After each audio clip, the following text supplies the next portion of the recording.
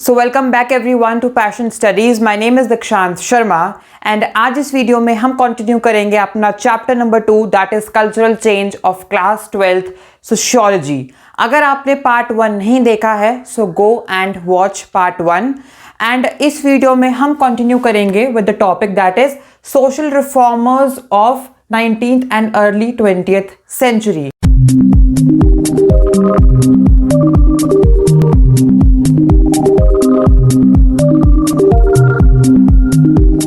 Basically क्या हुआ कि उस टाइम काफ़ी सारे ऐसी सोशल एविल्स थे जो कि उस टाइम की सोसाइटी में प्रिवेल थे और उनको रिमूव करने के लिए काफ़ी सारे सोशल रिफॉर्मर्स आए एंड उन्होंने ब्रिटिश आइडियाज़ को और इंडियन ट्रेडिशनल आइडियाज़ को मिक्स करके बहुत सारे सोशल एविल्स को इरेडिकेट किया, बॉयकॉट किया। सो लेट्स सी कौन कौन से सोशल रिफॉर्मर्स थे जो आपको स्टडी करने हैं एंड इस चैप्टर में हमें बताए गए हैं। द फर्स्ट इज राजा राम मोहन रॉय। इनका नाम हमने ऑब्वियसली बचपन से हम सुनते आ रहे हैं, काफ़ी चीज़ें हमने इनके बारे में पढ़ी है। सो इन्होंने सती प्रथा के ऊपर बहुत ज़्यादा काम किया है, राइट। सती प्रथा आपने याद रखना है एंड इन्होंने 3 चीज़ों के ऊपर अटैक मतलब कि वर्क किया, that was humanitarian, natural right and Hindu शास्त्राज।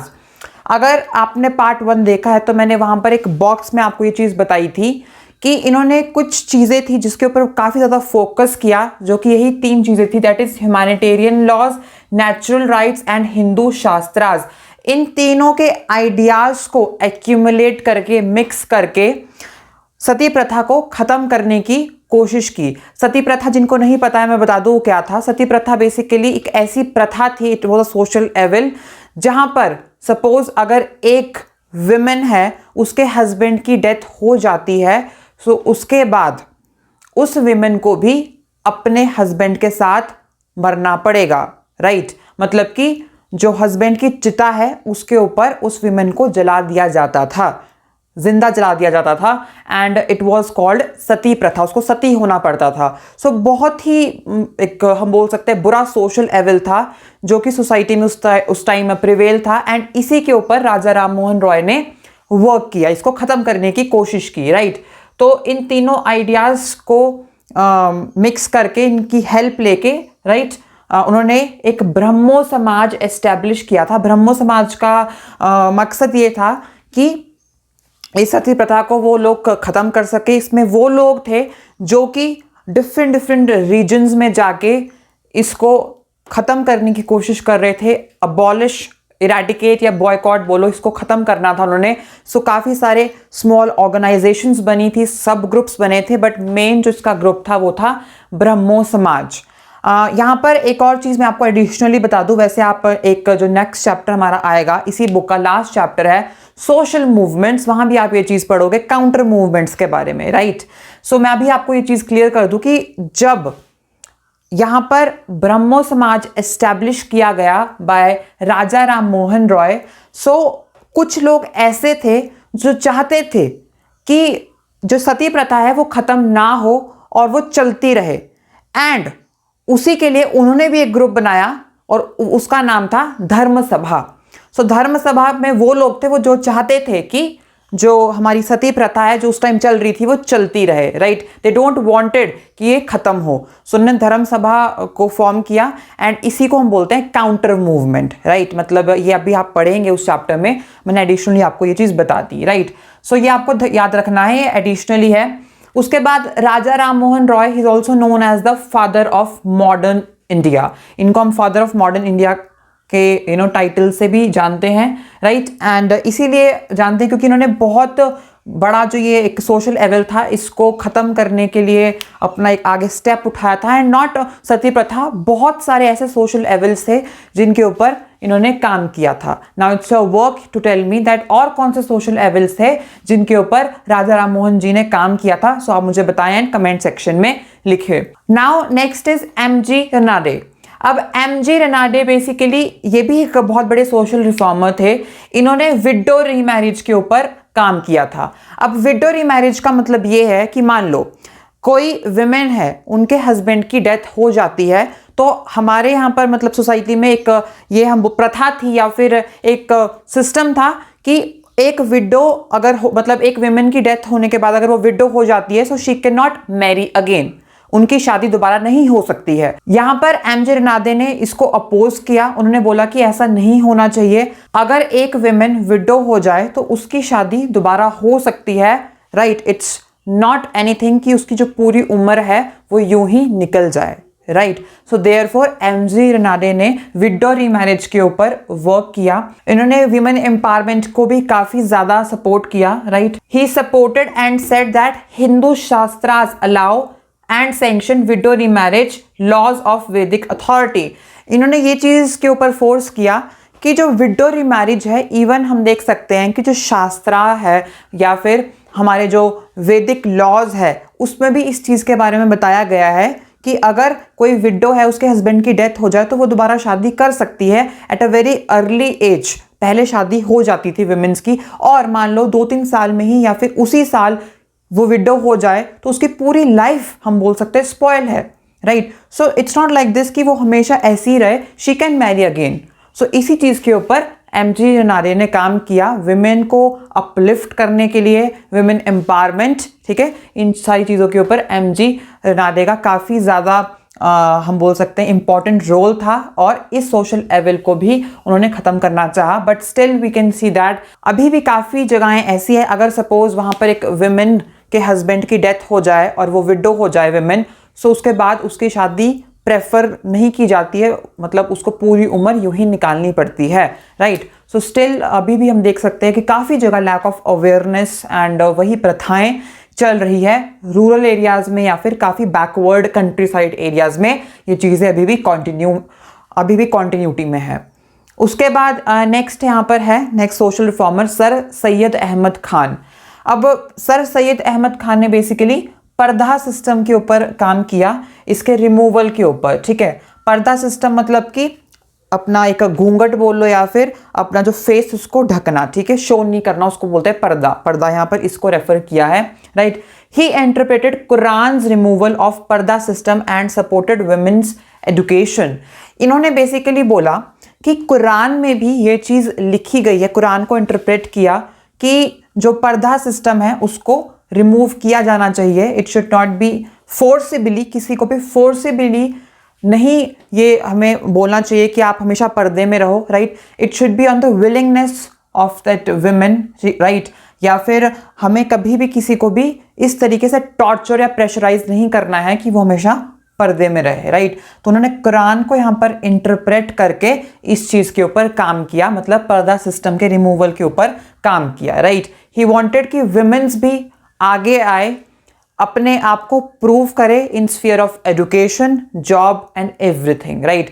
And कहीं ना कहीं जो ये पर्दा सिस्टम था उनको एक बैरियर की तरह या फिर एक हिंडरेंस दे रहा था between their education and their upliftment of the women. तो इसीलिए हम बोल सकते हैं कि सर सैयद अहमद अली खान ने इसके ऊपर काम किया and he supported women education also. उन्होंने विमेन एजुकेशन के ऊपर काफ़ी ज़्यादा काम किया, right.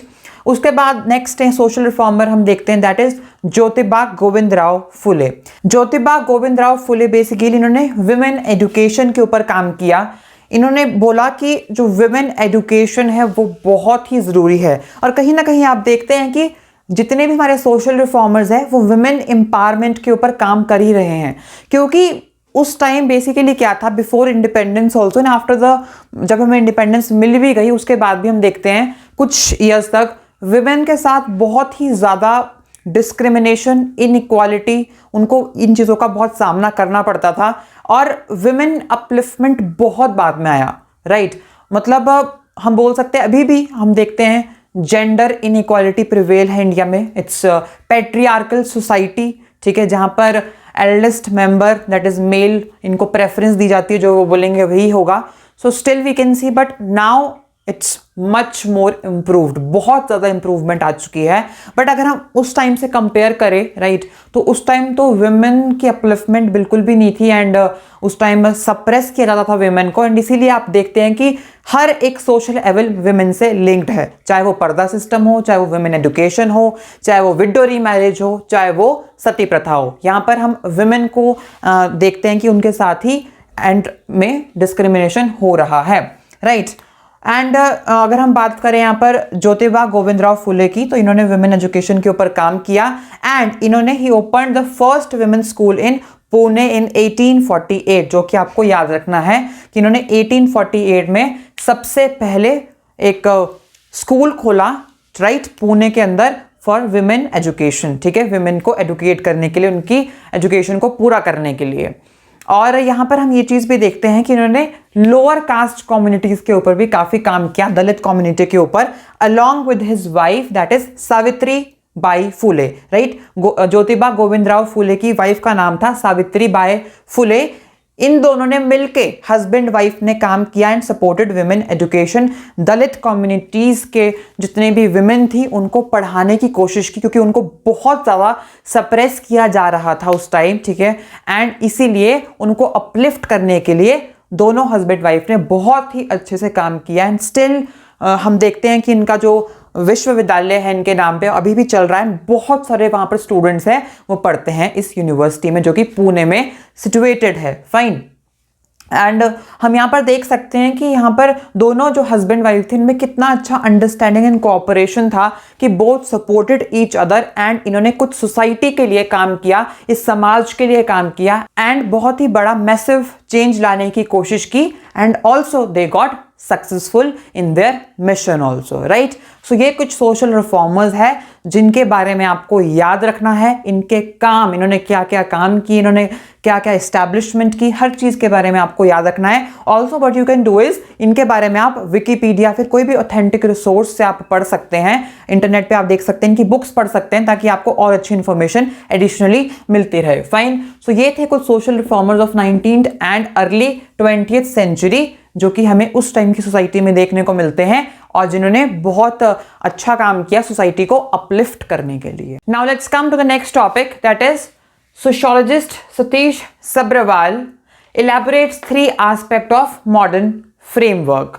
Before starting with this topic, मैंने आपको अभी पिछले टॉपिक में ये चीज़ कवर करवाई कैसे डिफरेंट सोशल रिफॉर्मर्स ने, जितने भी हमारे सोसाइटी में उस टाइम सोशल एविल्स प्रेजेंट थे, उनको ख़त्म करने की, उनको इराडिकेट करने की कोशिश की, राइट। बट यहाँ पर जो हम एक मेन व्यू पॉइंट देखते हैं वो ये है कि कोई भी सोशल रिफॉर्मर है, उनका मेन पर्सपेक्टिव क्या था। मेन पर्सपेक्टिव वहाँ पर ये है कि कोई भी सोशल एविल है उसको रिमूव करने के लिए, उसको इराडिकेट करने के लिए सारे सोशल रिफॉर्मर्स के पास एक प्रॉपर बेस या फिर आर्ग्यूमेंट है, किसके ऊपर वो क्यों उसको कितना क्रिटिसाइज कर रहे हैं, राइट।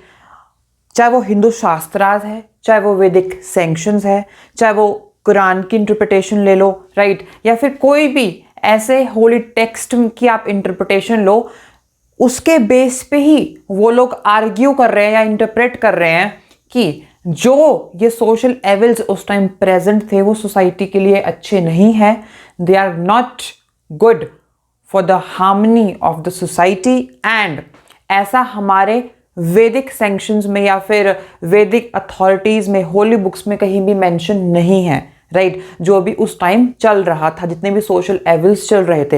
एंड उसी के बेस पे जितने भी सोशल रिफॉर्मर्स थे उन्होंने अपने जो भी उनका सोशल रिफॉर्म मूवमेंट था उसको आगे चलाया, राइट। उन्हीं सोशल मूवमेंट्स को चलाने के लिए उनके पास एक स्ट्रॉन्ग आर्ग्यूमेंट का, एक स्ट्रॉन्ग प्रूफ का होना ज़रूरी था। जितने भी सोशल रिफॉर्मर्स थे आप देखेंगे सब में एक सिमिलैरिटी थी। सिमिलैरिटी क्या थी कि the base of argument was very strong and secondly why that is wrong, मतलब क्यों जो सोशल एविल्स है वो गलत क्यों है, क्या रीजन है। तो आप देखोगे सभी का फोकल पॉइंट एक ही था, हम बोल सकते जो बेस ऑफ आर्ग्यूमेंट था वो सेम था। So by taking the support of Hindu shastras या फिर कोई भी होली बुक, उनकी इंटरप्रिटेशन लेके वहां से उन्होंने अपने उस सोशल रिफॉर्म मूवमेंट को स्ट्रॉन्ग बनाया, अपने जो उनके आर्ग्यूमेंट्स थे उनको और रिजिड बनाया। क्योंकि अगर जितने भी उस टाइम सोशल रिफॉर्मर्स थे उनके पास कोई भी एक सपोर्ट स्टेटमेंट नहीं होती या फिर कुछ ऐसी चीज़ नहीं होती जिसके बेस पे वो बोल सके कि जितने भी ये सोशल एविल्स चल रही है गलत है, तो वो कभी भी आई थिंक उन सोशल एविल्स को ख़त्म नहीं कर पाते या इरेडिकेट नहीं कर पाते, बॉयकॉट नहीं कर पाते। अभी भी वो सोशल एविल्स मतलब सती प्रथा या कोई भी ऐसी चीज अभी भी चल रही होती, बट जब उनको वैदिक अथॉरिटीज की, शास्त्र सैंक्शंस की, हिंदू शास्त्रास की, इनकी सपोर्ट मिली, इनमें उन्होंने स्टडी किया प्रॉपरली इनको, देन दे प्रोपगेटेड कि नहीं, हमारे जो शास्त्रास है उनमें कहीं भी ये चीज नहीं लिखी है, कहीं भी ये चीज मेंशन नहीं है कि सती प्रथा को कंटिन्यू रखो, सती प्रथा होनी चाहिए या फिर कोई भी सोशल लेवल होना चाहिए, उसमें कहीं भी हमें ये चीजें नहीं देखने को मिलती है, राइट। सो कैसे आप लोग इन चीजों को कंटिन्यू कर रहे हो, on which basis you people are doing it.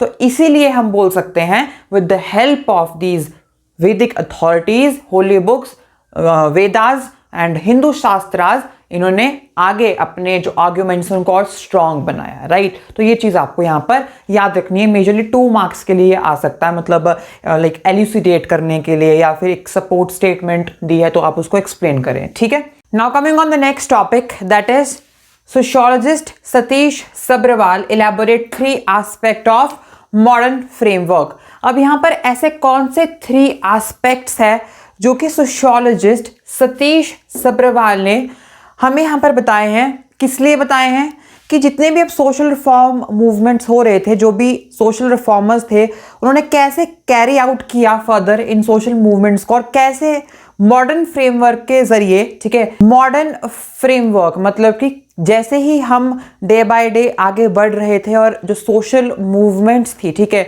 ये भी चल रही थी, एंड जितने भी यहाँ पर सोशल रिफॉर्मर्स थे, इन्होंने कैसे अपने सोशल रिफॉर्म मूवमेंट्स को आगे एग्जीक्यूट किया एंड कैसे ये आगे से आगे फैलते गए। एंड यहाँ पर बेसिकली 3 एस्पेक्ट्स के जरिए हम इनको स्टडी करेंगे। अब यहाँ पर सबसे पहला एस्पेक्ट है मोड्स ऑफ कम्युनिकेशन।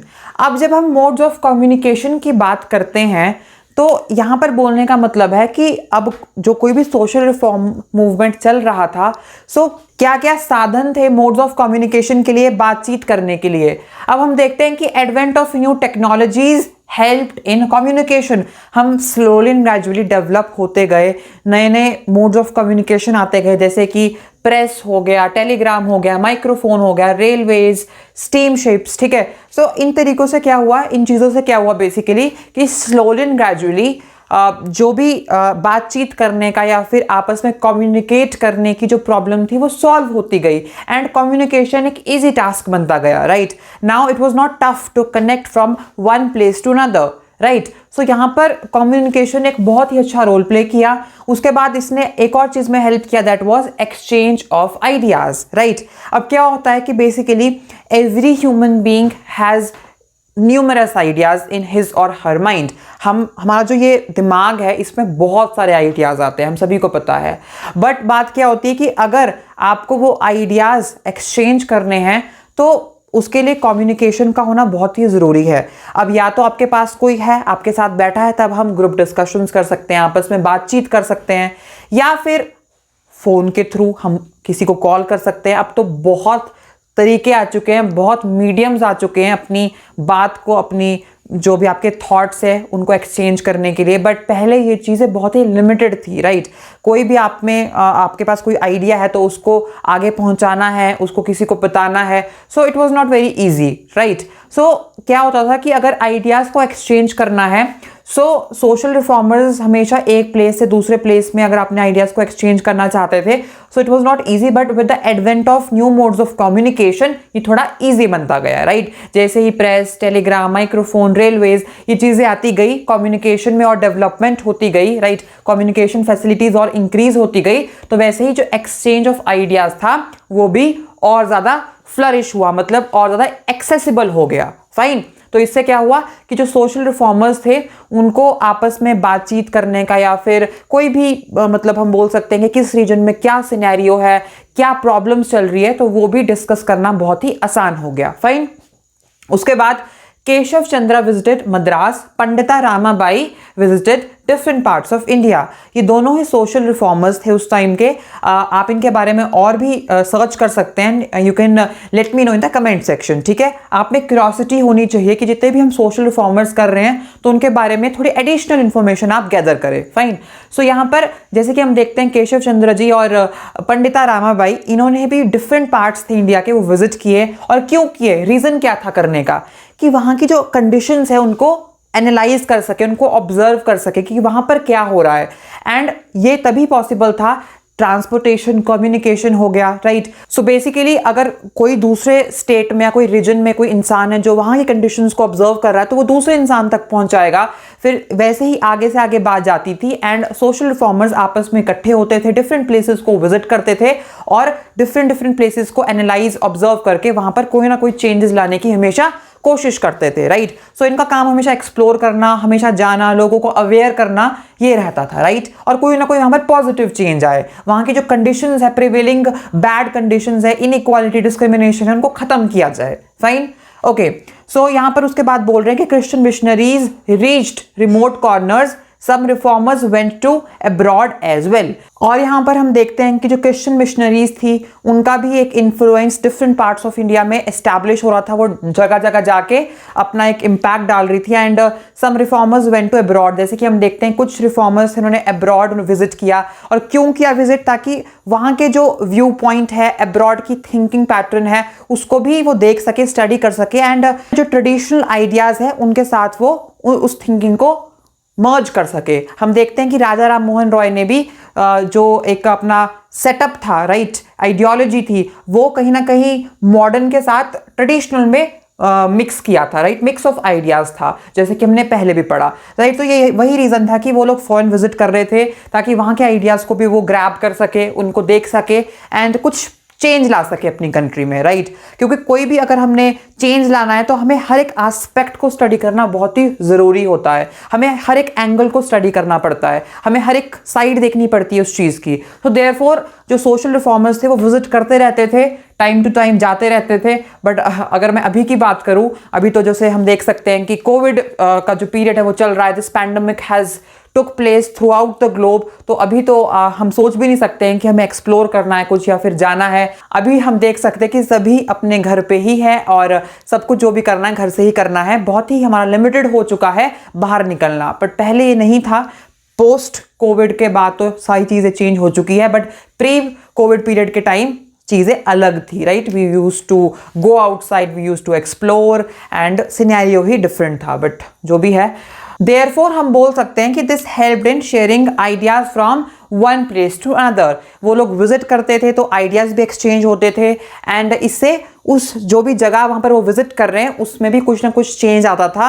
एंड वहां पर जो भी प्रिवेलिंग सोशल एविल्स होते थे, कंडीशंस होती थी जो वहां की, उसको चेंज करने की, उसको बदलाव लाने की वो लोग कोशिश करते थे, राइट। सो यहाँ पर हम ये चीज़ बोल सकते हैं कि मोड ऑफ कम्युनिकेशन ने बहुत ही हेल्प की in exchanging the ideas and eradicating the social evils of that time, right। Now coming on the next, that is new forms of organization, right। अब जब हम ऑर्गेनाइजेशन की बात यहाँ पर कर रहे हैं तो मतलब आप समझ लो कि ग्रुप ऑफ पीपल, संघ, राइट, जो कि फॉर्म हुई उस टाइम। अब जब भी हमें कोई बड़ा मैसिव काम करना है तो हम उसे अकेले नहीं कर सकते हैं, राइट। बोलने का मतलब ये है कि हमें कुछ लोगों की हेल्प चाहिए होती है, हमें यूनिटी चाहिए होती है, इन शॉर्ट, राइट। स्टार्ट हमेशा हम इनिशियली खुद से ही करते हैं, बट स्लो एंड ग्रेजुअली हम कुछ ऐसे लिंक बनाते हैं जिससे स्मॉल ऑर्गेनाइजेशंस फॉर्म होती है एंड वही ऑर्गेनाइजेशन आगे से आगे स्प्रेड होके एक बड़ा मैसिव चेंज ला सकती है। तो यहां पर यही हम बात करेंगे, न्यू फॉर्म्स ऑफ ऑर्गेनाइजेशन। जैसे कि modern social organisation were set up, जैसे Brahmo Samaj, right, it was set up in Bengal by Raja Ram Mohan Roy, right. And sati प्रथा को अबॉलिश करने के लिए, रिमूव करने के लिए ये ब्रह्मो समाज एस्टैब्लिश किया गया था, मैंने आपको पहले ही बताया था। एंड इन ऑर्गेनाइजेशंस को सेटअप करने का यही मकसद था कि मास अवेयरनेस फैल सके। अब एक आदमी थ्रू आउट द रीजन या फिर थ्रू आउट इंडिया या थ्रू आउट द ग्लोब नहीं घूम सकता है और सबको अवेयर नहीं कर सकता है। तो इसीलिए लोग जो होते हैं जब एक संघ में जुड़ते हैं, एक ऑर्गेनाइजेशन फॉर्म करते हैं, तो वो स्मॉल इन नंबर घर घर जाके या फिर कोई भी एक चेंज ला सकते हैं, फाइन। तो इसीलिए ऑर्गेनाइजेशंस बहुत ही यहाँ पर इंपॉर्टेंट है। उसके बाद Arya Samaj, it was formed in Punjab and in favour of window remarriage, ठीक है। मतलब कि ये चाहते थे आर्य समाज की अब कोई भी मान लो एक लेडी है जिसके हस्बैंड की डेथ बहुत ही जल्दी हो जाए तो उसको शादी करने का अधिकार दोबारा मिले। It should not be like this कि उसकी पूरी उम्र यूं ही निकल जाए एज अ विडो, राइट, उसका पूरा फ्यूचर स्पॉयल हो जाए। तो इसीलिए आर्य समाज एक ऑर्गेनाइजेशन फॉर्म हुई जो कि विमेन्स के लिए लड़ रही थी एंड हम बोल सकते हैं उनको न्याय दिलाने के लिए उन्होंने बहुत काम किया एंड उनकी रीमैरिज हो, fine, in favour of that. उसके बाद यहां पर हम देखते हैं कि they also opposed some social evils, उन्होंने कुछ सोशल एविल्स के अगेंस्ट भी लड़ा, जैसे कि अनटचेबिलिटी हो गया या फिर चाइल्ड मैरिज हो गया। मतलब कि हम देख सकते हैं कि और भी सोशल एविल्स थे उस टाइम जो कि सोसाइटी में प्रिवेल थे। सो उन्हीं सोशल एविल्स को खत्म करने के लिए आर्य समाज ने भी काम किया, जैसे कि अनटचेबिलिटी और चाइल्ड मैरिज हुआ, राइट। उसके बाद हम देखते हैं all India Muslim ladies conference जो कि 1940 में एस्टैब्लिश हुई and it raised the voice of Muslim women, right. Basically इनका ये था कि जो मुस्लिम वुमेन है वो भी आगे आए, उनको एजुकेट किया जाए, राइट, उनकी भी जो वॉइस है वो रेज की जाए एंड वो भी कभी सप्रेस ना रहे। तो इसीलिए all India Muslim ladies conference बनाई गई। उसके बाद बेसिकली हम देखते हैं ट्रांसलेशन ऑफ राइटिंग्स। उस टाइम बहुत ही सोशल रिफॉर्मर्स ने अलग अलग पुस्तकें लिखी, बुक्स लिखी, आर्टिकल्स लिखे। बट प्रॉब्लम क्या थी कि सपोज कोई भी ऐसा सोशल रिफॉर्मर है या फिर राइटर है जो कि अपनी लोकल लैंग्वेज में लिख रहा है, राइट, या फिर ऐसी लैंग्वेज में लिख रहा है कि जो दूसरे रीजन के लोगों को नहीं आती है, तो ट्रांसलेशंस की गई, राइट। जैसे कि एग्जांपल के तौर पे हम देखते हैं कि जो विष्णु शास्त्री थे उन्होंने मराठी वर्जन प्रोड्यूस किया, किसका, विद्यासागर की जो बुक थी इन इंदु प्रकाश इन 1868, राइट। तो इन्होंने इसका विष्णु शास्त्री जी ने मराठी वर्जन निकाला, राइट। तो आप इसको एग्जांपल के तौर पे याद रख सकते हैं। सो ये सोशल जो एविल्स थे इनको खत्म करने के लिए जो ये न्यू फॉर्म्स ऑफ ऑर्गेनाइजेशन बनाई गई, ये भी बहुत ही इंपॉर्टेंट रोल प्ले करती थी उस time and it was a very important aspect of this modern framework, right. उसके बाद हम यहां पर नेक्स्ट देखते हैं, that is new nature of ideas, right. अब न्यू नेचर ऑफ आइडियाज से मतलब ये है कि कुछ नए आइडियाज सामने आए, राइट। अब कुछ ऐसे इनोवेटिव तरीके सामने आए जिससे जो सोशल रिफॉर्म मूवमेंट थी वो और एनहांस हुई और वाइड स्प्रेड हुई। जैसे कि हम देखते हैं कि new ideas of freedom and liberalisation, right, new ideas of roles of women, right, value of education बहुत ही इंपॉर्टेंट हुआ। इससे बेसिकली क्या हुआ कि हमें एहसास हुआ कि हमारे अधिकार क्या है, हमें क्यों आज़ादी चाहिए, राइट, क्यों हमें ये सोशल एविल्स खत्म करने हैं। अगर हम इन सोशल एविल्स को उस टाइम रिमूव नहीं करेंगे सोसाइटी में से, अगर वो वैसे ही रहे तो आने वाले टाइम में ये और स्प्रेड होके बहुत ज़्यादा प्रॉब्लमेटिक हो सकते हैं और कहीं ना कहीं हम देख सकते हैं कि हमारी कंट्री है वो और ज़्यादा बहुत ही लाइक बुरी सिचुएशन में आ जाएगी। तो लोगों की थिंकिंग जो थी वो और एनहेंस हुई और वाइडन हुई, ब्रॉड थिंकिंग हुई, राइट। एंड हम देख सकते हैं कि जो विमेन का रोल था सोसाइटी में वो क्यों इंपॉर्टेंट है, क्यों विमेन एजुकेशन इंपॉर्टेंट है, तो वो भी थोड़ा उस साइड भी लोगों का ध्यान गया, awareness I, right.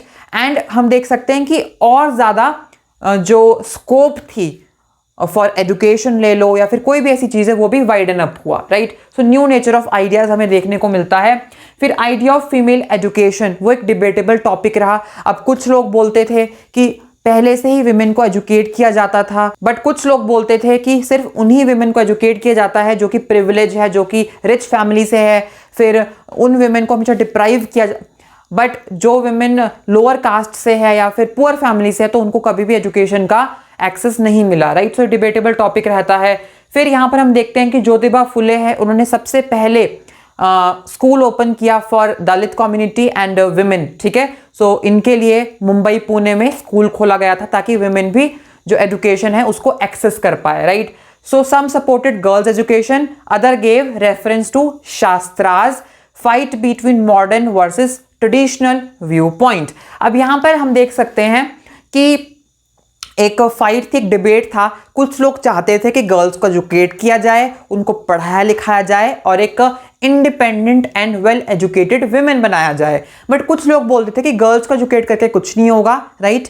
It is better कि हम जो अपने शास्त्रास है उनको देखें, उनको पढ़ें और उनके अकॉर्डिंग ही चले, राइट। सो मतलब सबकी एक डिफरेंट अप्रोच थी। तो हमेशा मॉडर्न आइडियाज और ट्रेडिशनल आइडियाज में एक टसल रहती थी, राइट। सम पीपल बिलीव्ड कि हमें ट्रेडिशनली ही चलना है, हमें मॉडर्नाइजेशन को या फिर मॉडर्न आइडियाज को, लिबरल थिंकिंग को एक्सेप्ट नहीं करना है। कुछ लोग चाहते थे कि हम मॉडर्न बने, हम अपनी ब्रॉड थिंकिंग रखें और गर्ल्स को भी एजुकेट करें। Fine, so this is something which was prevailed at that time. उसके बाद हम देखते हैं कि जो ज्योतिबा फुले मैंने आपको बताया, ठीक है, उन्होंने रिकॉल किया कि उसके बाद काफ़ी सारे सोशल रिफॉर्मर्स ने अपनी अपनी स्टेटमेंट दी। जैसे कि यहाँ पर हम देखते हैं ज्योतिबा फुले, उन्होंने बताया कि she recalled the glory of pre Aryan. उन्होंने बताया कि प्री आर्यन कितनी ग्लोरीफाइड थी उस टाइम, कितना अच्छा था, सब कुछ सोसाइटी वेल मैनेज थी, इगैलिटेरियन थी। तो इस तरीके से उन्होंने बताया। वैसे ही हम देखते हैं जो बाल गंगाधर तिलक थे, उन्होंने रिकॉल की the glory of Aryan age. उन्होंने आर्यन एज को बहुत अच्छा बताया कि वो बहुत अच्छा टाइम था। उस टाइम बहुत ही सिस्टमैटिक तरीके से हर चीज़ होती थी एंड बहुत ही स्ट्रेटिफाइड था हर चीज़, ठीक है, एक प्रॉपर तरीके से हर चीज़ थी। तो मतलब सबका अपना व्यू पॉइंट था, सबने अपने अपनी स्टेटमेंट्स दी, राइट। सो मतलब यहाँ पर हम इन शॉर्ट देखते हैं इस पैराग्राफ में कि सबके अपने आइडियाज़ उभर के आए, राइट। सबने अपनी अपनी आइडियोलॉजीज़ को दिखाया, सबने अपने माइंडसेट को बताया। So therefore if I conclude all this, तो आप बोल सकते हो कि जो 3 एस्पेक्ट्स है जो कि सोशियोलॉजिस्ट सतीश सब्रवाल ने हमें बताया है in regard with the modern framework, जो कि सोशल एविल्स थे जिस टाइम प्रिवेल थे, तो उन सोशल एविल्स को खत्म करने के लिए जो सोशल रिफॉर्म मूवमेंट चलाई जा रही थी बाय द सोशल रिफॉर्मर्स, ये बहुत ही इंपॉर्टेंट 3 एस्पेक्ट्स है जो आपको पता होने चाहिए, राइट। एंड इसके ऊपर क्वेश्चन भी आ सकता है। And this mode of communication, new forms of organisation and new nature of ideas, ये आपको लिखने हैं। And you majorly this question comes for 4 marks, right? And then you will be getting 4 on 4 easily अगर आप तीनों को properly flow chart के जरिए बताते हैं, क्योंकि फ्लो चार्ट अगर आप इसमें बनाएंगे तो आपका आंसर बहुत ही अच्छे से प्रेजेंट होगा एंड आप उसको एक्सप्लेन कर सकते हैं फर्दर। फाइन, तो इस तरीके से आपने इसको लिखना है। सो अगर आपको क्वेश्चन आता है तो वो इस तरीके से भी आ सकता है, like state and discuss the different aspects of modern change in colonial India, कि आपको स्टेट करना और डिस्कस करना है किनको, डिफरेंट एस्पेक्ट्स, ये 3 एस्पेक्ट्स आपको डिस्कस करने हैं जो कि मॉडर्न चेंज लाए, कब, कॉलोनियल पीरियड में, ठीक है, एक चेंज आया बेसिकली। अब वो क्यों आया, इन सोशल रिफॉर्म मूवमेंट्स जो चलाई गई थी, जो सोशल एविल्स थे, इनको खत्म करने के लिए आया था। तो मॉडर्न चेंज जो भी आए, सो ये एस्पेक्ट्स थे जो मॉडर्न चेंज के लिए, वो तीनों एस्पेक्ट्स आपको डिस्कस करने हैं। तो इस तरीके से क्वेश्चन आ सकता है।